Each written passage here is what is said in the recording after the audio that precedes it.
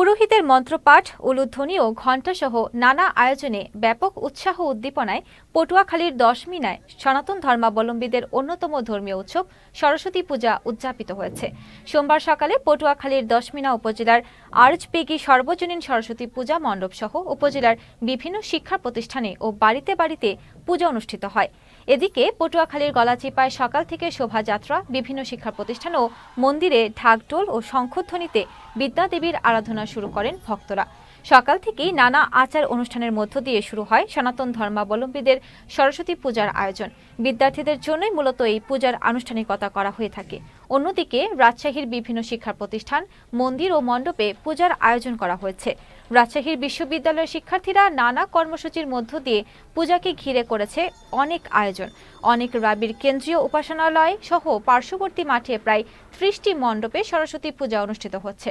প্রতিবারের মতো এবারও বিভিন্ন বিভাগের শিক্ষার্থীরা তৈরি করেছেন দৃষ্টিনন্দন প্রতিমা, যা দর্শনার্থীদের মাঝে বিশেষ আকর্ষণ সৃষ্টি করেছে। সমাজে সবার জন্য জ্ঞান, বিদ্যা, বুদ্ধি আর সবার যেন সুবুদ্ধির উদয় হয়, এটাই কামনা করব।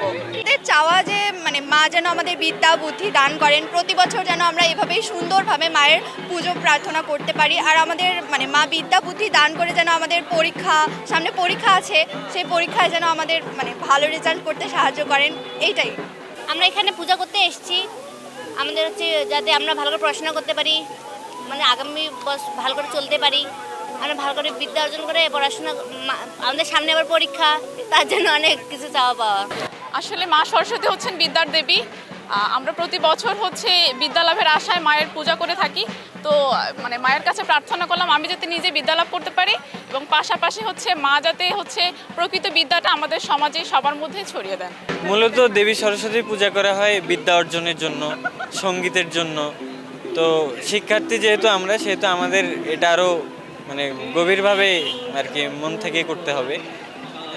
আর এই পুজো মূলত বই আমরা জমা দিয়ে থাকি সরস্বতী দেবীর কাছে, যাতে আমাদের পড়াশোনার উন্নতি হতে পারে।